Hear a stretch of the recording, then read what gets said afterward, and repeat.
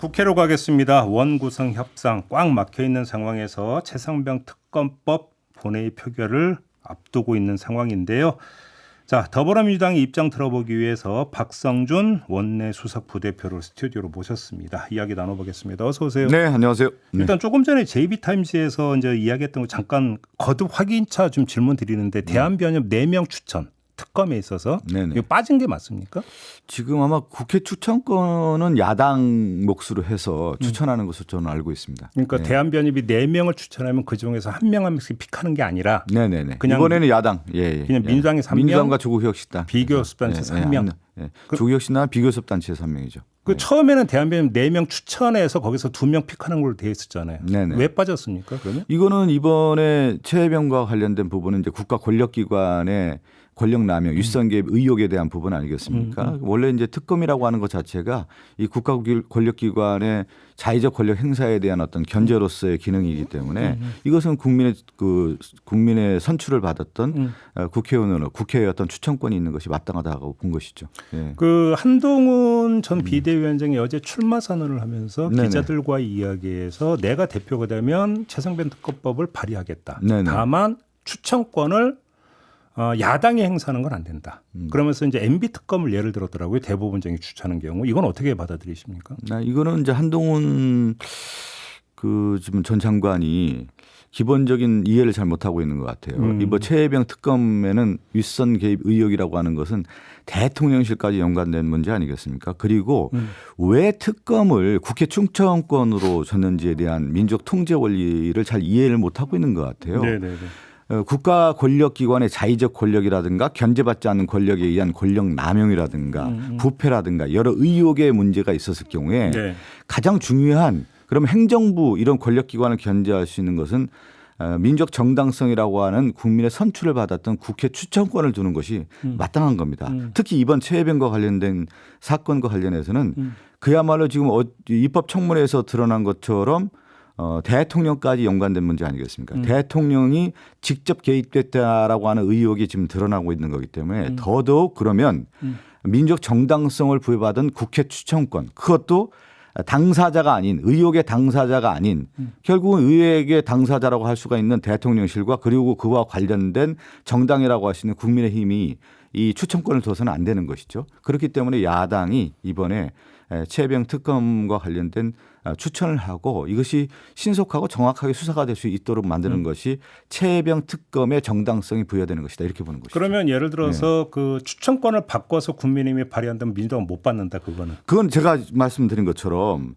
이 원리에 민족 기본 원리에 맞지 않는 거예요. 그리고 한동훈 장관이 잘못 이해를 하고 있는 거예요. 네. 대법원장에게 특검의 추천권을 준다라고 하는 것은 최후의 사법적 판단이라고 할 수 있는 사법적 판단에 기관이 하는 것이지 무슨 대법원장이 수사를 할 수 있는 추천권을 합니까? 그러면 그 수사를 추천하고 마지막에 최후의 판단까지 하겠다라는 것은 기본 원리를 모르는 거예요. 한동훈 장관이 좀 법무부 장관을 검찰에 가지고 권력을 다 어떻게 보면 민족 통제 원리에 맞지 않는 권력을 행사해서 이런 말이 나온 것 같거든요. 그 부분 같은 경우는 이제 BBK 특검 때도 이제 그 논란이 좀 돼가지고 수사와 재판의 분리 원칙에 위배된다 했는데 제가 기억하기로는 이게 위헌은 아니다. 왜냐하면 대법원장이 임명을 한다면 수사와 재판의 분리의 원칙에 위배되지만 추천이기 때문에 그건 아니다라는 해석이 나왔던 걸로 저는 그래서 기억을 BBK가 어떻게 됐습니까?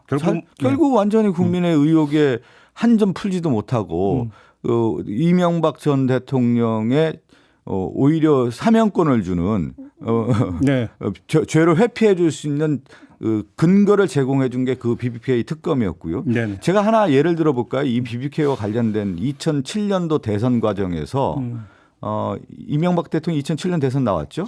제가 기억하기로 맞죠. 그 당시에 2007년인데 그 당시 한나라당 규정이 뭐가 있었냐면 기소만 되더라도 대통령 후보의 자격이 박탈되는 조항이 있었어요. 아, 그랬었나요? 그 당시 기억이 저는 나는데 그때 그래서 뭐가 됐냐면 이회창 전 총재가 정계 은퇴를 했다 다시 복귀를 해요.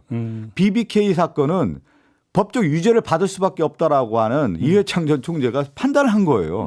그렇지만 그걸 누가 면죄부를 줬냐면 특검이 면죄부를 준 겁니다. 네네. 그것이 지금 오늘날의 그 현상들이 나타나는 게 다시 그러면 최혜병과 관련된 특검을 했을 경우에 이런 형태로 진행됐을 경우에는 오히려 또 다른 반복된 면죄부를 주는 거기 때문에 알겠습니다. 한동훈 전 장관이 사실은 이제 차별화 전략으로서 특검을 수용하는 모습으로 가고 있는데 민주주의 기본 원리를 잘 이해 못하고 있다. 이렇게. 근데 아무튼 한동훈 전 위원장의 논리는 네. 야당이 특검 추천하면 진실 규명이 아니라 정략으로 흐른다. 이 점을 지적을 했거든요. 그거는 이제 한동훈 전 장관의 그런 생각을 갖고 있는 것이죠. 그건 뭐냐면 그 얘기를 했다라고 하는 것은 최혜병 특검과 관련된 부분을 정쟁화를 이끌겠다라고 하는 한동훈 전 비대위원장의 모습이 드러나는 거 아니겠습니까? 알겠습니다. 이 자체를 그러니까 그 얘기를 한동훈 전 장관도 특검을 통해서 그동안 해왔고 윤석열 대통령도 특검을 거부한 자가 범인이다라는 얘기를 하지 않았습니까? 네. 정당하게 좀 국민들이 이 특검 받으라는 거 아니겠어요? 뭐 이렇게 말이 많습니까? 그리고 이 자체가 이미 그런 식으로 하면서 정쟁화를 하고 있지 않습니까? 예. 정당하다고 하면 특검을 받으면 뭐 무슨 문제가 있겠습니까? 알겠습니다. 국민들이 다 받으라고 하는데 자, 국민의 그러면 명령 아닙니까? 한동훈 위원장의 특검 말고 네네. 지금 민주당이 추진하고 있는 최상병 특검법으로 이제 그 논의를 바꿔서 네네. 지금 법사위 통과하지 않았습니까? 네네. 지금 본회의에서 표결 처리를 언제로 지금 잡고 있어요? 지금 이제 일정을 좀 보면 아직 예. 이제 원구성 협상이 완료가 되지 않았는데 어제 이제 결렬이 됐단 말이에요. 예. 오늘 최종적으로 국민의힘이 밤 12시까지 예. 상임위원 명단을 제출을 하면 예.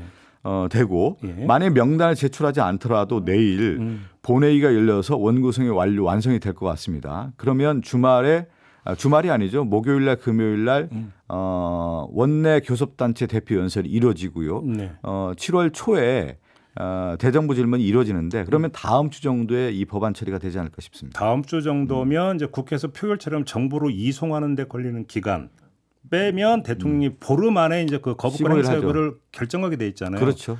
그러면 그 국회로 되돌아오는 시점은 언제쯤으로 예상을 하면 되는 걸까요? 이제 국회로 돌아오면 이제 거부권을 행사하면 15일이라고 지금 말씀하셨지 않았습니까? 예. 제2요구권이 그러면 7월 19일 이전에 국회로 돌아오겠죠. 아, 그렇게 그럴 수도 있다. 그렇게 들어올 수가 있겠죠. 그러면 예를 들어서 지금 국민의힘의 대표 선출이 23일로 예정이 되어 있지 않습니까? 네네. 그럼 그 이전에라도 재표결이 가능할 수도 그 있다는. 재표결은 그렇게 될 것 같지 않고 왜 그러냐면 그게 이제 일정이 국회 본회의 일정하고 맞물려 있는 거기 때문에 그렇죠. 본회의가 잡혀야죠. 예, 본회의가 또 잡혀야 되고 여러 가지 이제 여건이 이제 돼야 되는 건데 저는 그 최혜병 특검법은 7월에 이 국회를 열어서 처리하기는 좀 쉽지 않은 것 같아요. 지금 일정상으로 볼 때는. 그래요? 예. 그러면 8월로 넘어갈 가능성도 있다 이렇게 보고 있습니다. 아, 그래요? 예.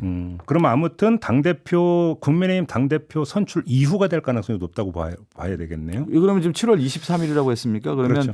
7월 19일 날이 무슨 요일인지 모르겠지만 그렇게 해서 주말 지나가고 바로 뭐 23일이라고 하면 우리가 뭐 그 일정에 맞춰서 처리한다라는 것보다는 순리대로 가면 되는 거죠. 알겠습니다. 순리대로 가는 것이 무슨 정치적 계산으로 가기는 아니라고 봅니다. 최혜병 특검과 관련된 부분에 있어서요. 그러면 그때 지금 그 7월 초에 본회의 열어서 처리할 그 대상 법안이 네네. 최상병 특검법 말고 또 방송 3법은 처리하게 돼 있죠. 그때 예, 처리하게 방송 3법 또 처리합니다. 다른 게 있습니까?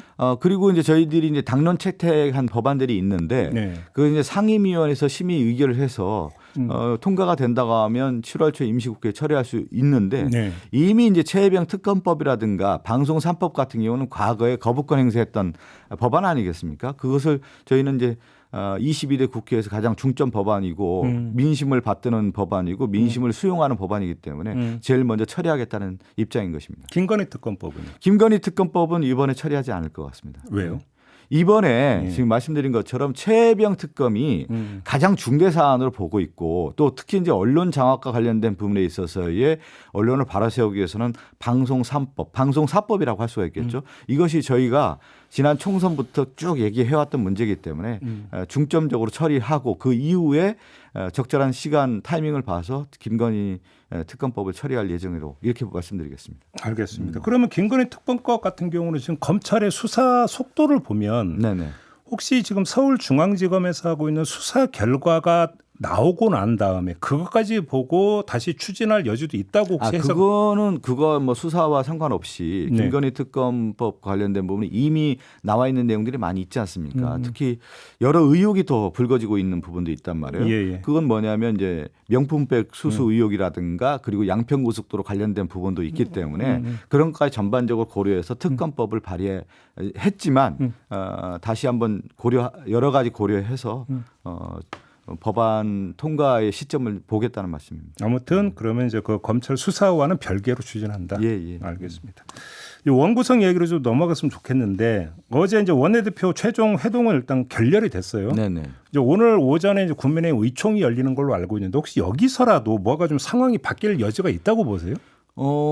이제 뭐 여야 협상도 이어지지만 이제 국민의힘 내부의 의견이 어떻게 조율이 되느냐에 대한 부분인 것 같아요. 네. 보면 항상 이슈가 나오면 강경파 아니면 뭐 협상파 뭐 이렇게 나눠지거나 뭐 그렇게 되는 건데 국민의힘 내부에서 7개 안을 수용하자라고 하는 의견도 좀 상당히 강해진 것으로 알고 있습니다. 그렇지만 이제 소수 강경파도 있기 때문에 그것을 얼만큼 이제 추경호 원내대표가 리더십으로 돌파하느냐 여기에 남아 있는 것 같습니다. 그럼 어제 원내대표 회동에서 추경호 원내대표는 새로운 제안을 한 건 없습니까? 그리고 민주당에서 제안한 건 없습니까? 예, 없는 것으로 알고 있습니다. 예. 그러면 지금 그 국민의힘에서 그런 법사위원장과 운영위원장을 1년씩 나눠 맞자 그 방안 네네. 딱 거기서 멈춰 있는 그거는 겁니까? 우리 박찬대 원내대표가 분명히 말씀을 드렸잖아요. 이번에 22대 국회의 민심은 그동안 윤석열 정권의 국정이라고 하는 것이 의회가 없었어요. 의회 불능화하고 무시화하고 무도하게 국정을 이끌어왔던 거 아니겠습니까? 그래서 국정기조 전환에 있어서의 바로미터가 뭐냐면 결국은 법사위와 운영위를 통해서 윤석열 정권의 견제 기능으로서 역할을 다하겠다라고 하는 것이 총선 민심이고 그것이 민주당의 방향이라고 하는 부분을 우리가 정확하게 얘기하고 있지 않습니까? 네네. 그 부분에 대해서 민심을 수용하지 않겠다라고 하는 국민의힘의 안을 우리는 받아들일 수 없는 거고 첫 번째 바로미터로서 윤석열 정권이 그동안에 거부권을 남발한 거 아니겠습니까? 그것을 제대로 견제하라고 하는 것이 민심인데 그것을 저희 민주당은 수용 조건으로 한 것이죠. 거부권을 행사하지 말아라. 그러면 오늘 의원총회에서 뭔가 반전이 없다면 네네. 그냥 내일 본회의 열어서 나머지 7개 상임위원장도 선출한다. 예. 그냥 이렇게 이해하면 되는 겁니까? 그렇죠. 오늘까지 이제 상임위원장 상임위원 배분안을 배정안을 내고 내일까지 제대로 안 된다고 하면 내일 본회의가 열려서 나머지 상임위원장 선출할 것으로 보고 있습니다. 그러면 일단 18대 0이 되는 거잖아요. 상임위원장이. 그거는 저희들이 지금 얘기할 수는 없는 것이죠. 아니, 왜 그러냐면 7개에 대한 부분은 우리가 이제 일단은 의석수에 따라서 국민의힘에게 7석의 상임위원장 배분을 우리가 약속을 했던 부분인데 네. 국민의힘이 그것을 받아들이지 않는다라는 전제가 돼야 되는데 아직까지 그것은 확인된 것이 아니기 때문에 국민의힘이 그걸 안 받아들인다. 그건 만약이라고 표현하기는 좀 어렵죠. 저희가. 제가 질문드리고 싶었던 게 뭐냐면 네. 안 받아들여가지고 네네. 7개 상임위원장까지 야당이 맞는다고 한번 가정을 해봐요. 네네. 근데 어느 시점에선가 국민의힘이 다시 국회로 돌아와서 네네. 그럼 우리의 복 7개를 다시 내놔라 하면 그때 내놓을 그 이후에 얘기하시죠. 오늘 제가 여기서 너무 앞서가는 질문 이거 하루만이라면 기다리면 더 될 문제 아니겠습니까? 그래요? 일수불태인지 아닌지가 궁금해서요. 이거는 지금 윤석열 정권에 대한 국민들의 민심에 예. 그 분노라고 할까요? 이거는 과감하게 윤석열 정권에 대해서 비판과 견제 기능을 제대로 민주당이 하라는 명령들이 있기 때문에 그것은 저는 큰 흐름을 벗어나기는 어렵다고 봅니다. 알겠습니다. 예. 지난주 금요일에 있었던 법사위의 최상병 특검법 입법 청문회는 어떻게 평가하십니까? 좀 생산적이었다고 평가하십니까? 입법 청문회가 굉장히 중요한 거 아니겠어요? 예. 뭐냐면 국민들이 바라볼 때 이 최혜병과 관련된 도대체 진실이 뭐냐에 대한 부분에 대해서 늘 의구심이 있었는데 타임 스케줄에 대한 부분이라든가 그들의 증언을 하는 이종섭 전 장관의 모습이라든가 임기훈 국방비서관이라든가 이시훈 공직기강 비서관이라든가 네. 또 지금 갑자기 이름이 생각이 안 나는데 유재현 유재현 법무관리관이나 이런 사람들의 모습을 보고 증인 선서까지 제대로 안 하고 비겁하게 모습을 볼 때 이것은 뭔가 숨기고 있는 거고 그러한 것들의 단초 제공이 이루어졌다. 국민들의 의혹을 해소하는 부분에 있어서의 큰 역할을 했다고 봅니다. 예. 그렇게. 근데 이제 추경호 국민의 원내대표 같은 경우는 광란의 무법지대였다 이렇게 평가하시던데 어떻게 받아들이십니까? 근데 그렇게 보고 싶은 거겠죠. 국민들의 시선을 봤을 때 입법청문회에서 예. 아 이거 정말 제대로 하고 있구나. 야당이 제대로 하고 있고 이거 특검으로 가야 된다라고 하는 목소리가 더 커진 거 아니겠습니까? 예. 그것이 일단은 민심을 볼 때 지금 국민의힘이 왜 이 부분을 수용하지 않는지는 모르겠어요. 결국은 그러면 대통령의 국민의힘이 그동안에 거수기 역할을 했고 방패막이로 활동하겠다라고 하는 것이 드러나는 거 아니겠습니까? 그거를 그러면 법사위를 달라고 하고 운영위를 달라고 하는 것이 앞으로도 예. 대통령실 비호기관으로서 엄호기관으로서 활동하겠다라고 하는 선언 아니겠어요? 예. 저는 그렇게 해서는 안 된다고 봅니다. 간단히 이야기를 그러면 네. 뭐 지금 하나하나를 다 쪼개서 이야기할 수는 없으니까 네. 그 대통령실에서 조직적으로 개입한 사실이 그 금요일 입법청문회를 통해서 밝혀졌다고 네, 밝혀졌다고 보는 거죠. 그렇게 예, 보시는 예, 겁니까? 예, 예. 그 간단하게 설명만 드리면 윤석열 대통령이 12시 8월 2일 날 12시 7분, 12시 43분, 12시 57분 이종섭 전 장관에게 전화를 했어요. 타임 스케줄 보자고요. 그다음에 1시 25분에 윤석열 대통령이 임기훈 국방비서관에게 전화를 했고 임기훈이 유재원 법무관리관에게 전화했고 그다음에 경북 경찰청에 전화 온다는 사실에 대해서 유재원 법무관리관이 얘기했는데 그것이 1시 51분에 나왔고 4시 21분에 윤석열 대통령이 신범철 전 국방차관에 전화했는데 그 자리에서 입법청문회에서 신범철 전 차관이 회수 관련해서 전화를 했다, 받았다. 이걸 확인해 준 거 아니겠습니까? 그러면 전방위적으로 윤석열 대통령이 이 세병과 관련된 관리했다, 통제했다 이렇게 보고 있는 거 아닙니까? 네. 지금 다 짧게 마지막 요거 좀 여쭤볼게요. 12구 이태원 참사 그 특별조사위원회 있잖아요. 네. 지금 그 국민의힘이 위원을 추천을 안 해서 지금 미뤄지고 있다는 보도가 나오는데 맞습니까? 그럴 거예요. 왜 그러냐면 제가 특위조사위원 추천을 우리 이제 원내대표와 제가 간사 역할을 하는 거거든요. 원내 수석이. 저희는 이미 했단 말이에요. 추천했고 뭐냐면 이게 여야 합의회에서 뭐 통과됐다라고 해서 사실은 이태원 참사와 관련된 특조와 관련해서 그동안에 국민의힘이 지연 전략이라든가 실질적으로 회방을 놨던 문제 아니겠습니까? 최종적으로 그렇지만 유가족들이 수용을 해서 통과가 됐는데 어떻게 보면 열심히 같이 하겠다라고 했지만 이걸 다시 또 특조위원 추천하지 않는 걸 보면 기존의 국민의힘의 태도가 그대로 다시 드러나는 거 아니겠어요? 언제까지 뭐 추천하기 이런 약속은 없어요. 아니 원래 그 법적으로 다 추천하게 돼 있는 약속들 이미 지안됐다고 봐야죠. 알겠습니다. 마무리하죠. 고맙습니다. 네, 감사합니다. 네, 더불어민주당의 박성준 원내수석 부대표였습니다.